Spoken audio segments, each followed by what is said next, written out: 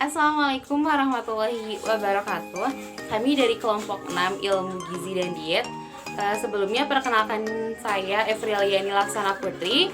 Lalu ada Septi Priwindani, ada Dina Rosdianti, dan ada Adi Fadilah.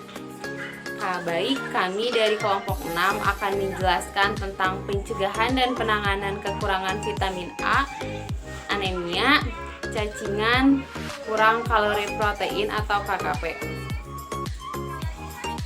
Baik, yang pertama yaitu vitamin A. Vitamin A adalah sekelompok nyawa organik atau zat organik plastik yang sangat dibutuhkan tubuh dan memiliki peran penting dalam mengatur proses metabolisme dalam tubuh. Vitamin A adalah vitamin yang larut dalam lemak pertama yang ditemukan secara luas. Vitamin A juga dikenal dengan nama retinol. Secara umum, vitamin dikelompokkan menjadi dua kelompok. Yang pertama, vitamin yang larut dalam lemak, mencakup vitamin A, D, E, dan K. Lalu yang kedua ada vitamin yang larut dalam air, yang mencakup vitamin B dan vitamin C. Lalu bagaimana cara mencegah dan menanggulangi penyakit kekurangan vitamin A?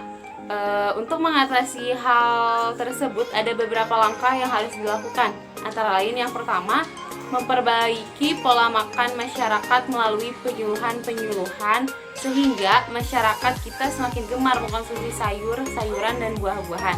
Yang kedua, melakukan fortifikasi vitamin terhadap beberapa bahan makanan yang banyak dikonsumsi masyarakat dengan memperhatikan syarat-syarat fortifikasi. Misalnya, tidak menyebabkan kenaikan harga yang terlalu tinggi. Lalu yang ketiga, ada meningkatkan program pemberian suplemen vitamin yang sudah berjalan pada kelompok sasaran yang mencakup bayi dari umur 6-12 bulan, anak-anak umur 1-5 tahun, ibu nifas, dan anak yang terserang campak. Lalu cara mencegah dan menanggulangi yang terakhir, yang keempat adalah pemberian imunisasi pada anak harus terus dipantau supaya terhindar dari penyakit kekurangan vitamin. Kekurangan vitamin A atau sering disingkat dengan KVA. Kekurangan vitamin A atau KVA adalah penyakit yang disebabkan oleh kurangnya asupan vitamin A yang memadai. Hal ini dapat menyebabkan rabun senja, seroflatalmia, dan jika kekurangannya berlangsung parah dan berkepanjangan akan mengakibatkan keratomalacia. Anemia adalah keadaan di mana kadar sel-sel darah merah dan hemoglobin dalam kurang dari normal. Hemoglobin terdapat dalam sel-sel darah merah dan merupakan pigmen pemberian warna merah, sekaligus pembawa oksigen dari paru-paru ke seluruh sel-sel tubuh. Penyebab anemia yang pertama yaitu penghancuran sel darah merah yang berlebihan, yang kedua kehilangan darah, yang ketiga produksi sel darah merah yang tidak optimal. Selanjutnya yaitu jenis-jenis anemia. Yang pertama, anemia defisiensi zat besi, yang kedua anemia defisiensi vitamin C, yang ketiga anemia makrositik, yang keempat anemia hemolitik, dan yang kelima yaitu anemia sel sabit. Selanjutnya yaitu gejala anemia. Yang pertama, lemah, letih, lesu, mudah lelah dan lunglai. Yang kedua, wajah tampak pucat. Yang ketiga, mata berkunang-kunang. Yang keempat, sulit berkonsentrasi dan mudah lupa. Yang kelima, sering sakit. Yang keenam, pada bayi dan balita biasanya terdapat gejala seperti kulit pucat atau berkurang warna merah muda pada bibir dan bawah kuku. Perubahan ini dapat terjadi perlahan-lahan sehingga sulit disadari. Yang terakhir yaitu jika anemia disebabkan penghancuran berlebihan dari sel-sel darah merah, maka terdapat gejala lain seperti jaundice, warna kuning pada bagian putih mata, dan warna urin seperti teh. Selanjutnya yaitu kategori tingkat keparahan pada anemia. Yang pertama, kadar Hb 10 gram sampai 8 gram disebut anemia ringan. Yang kedua, kadar Hb 8 gram sampai 5 gram disebut anemia sedang. Yang terakhir, kadar Hb kurang dari 5 gram disebut anemia berat. Yang selanjutnya yaitu pencegahan anemia. Yang pertama, pemberian tablet atau suntikan zat besi. Yang kedua, pendidikan dan upaya yang ada di kaitannya dengan peningkatan asupan zat besi melalui makanan. Yang ketiga, pengawasan penyakit infeksi. Yang keempat, fortifikasi makanan pokok dengan zat besi. Ketiga, cacingan. Infeksi cacing atau bisa disebut juga dengan penyakit cacingan yang termasuk dalam infeksi yang disebabkan oleh parasit. Penyakit cacingan merupakan masalah kesehatan masyarakat Indonesia yang dapat menimbulkan kekurangan gizi berupa kalori dan protein, serta kehilangan darah yang berakibat menurunkan daya tahan tubuh dan menimbulkan gangguan tumbuh kembang. Beberapa jenis cacing yang paling dijumpai pada kasus kecacingan. Yang pertama, cacing kremik. Yang kedua, cacing gelang. Dan yang terakhir, cacing tambang. Pencegah cacingan.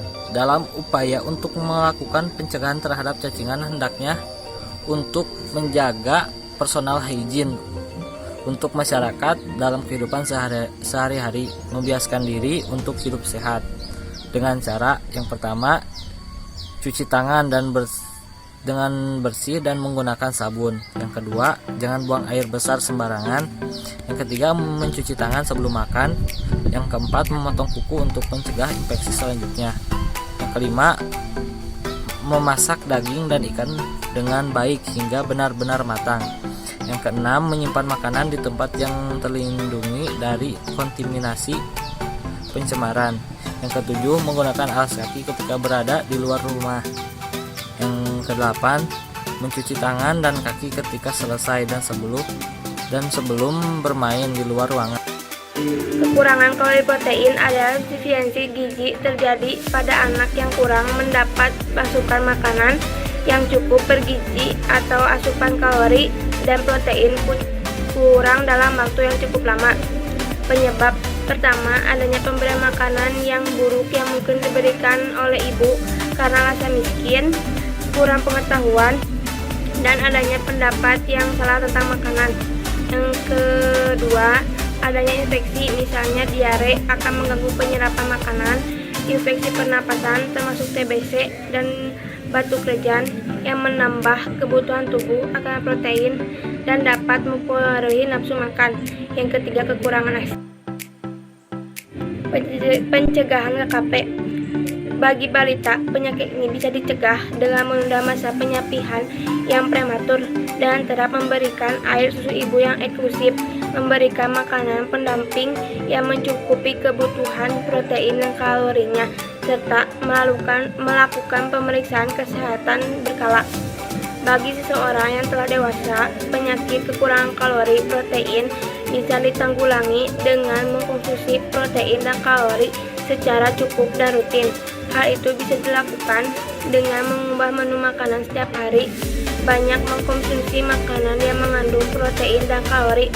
Cara lain untuk menanggulangi dan mencegah KKP dapat dilakukan dengan upaya sebagai berikut. Yang pertama, pemantauan status gizi. Yang kedua, pemberian makanan tambahan. Yang ketiga, pemantauan garam beriodium. Yang keempat, pemberian kapsul vitamin A. Yang kelima, pemberian tablet F. Sekian dari kami. Mohon maaf bila ada kesalahan. Wassalamualaikum warahmatullahi wabarakatuh.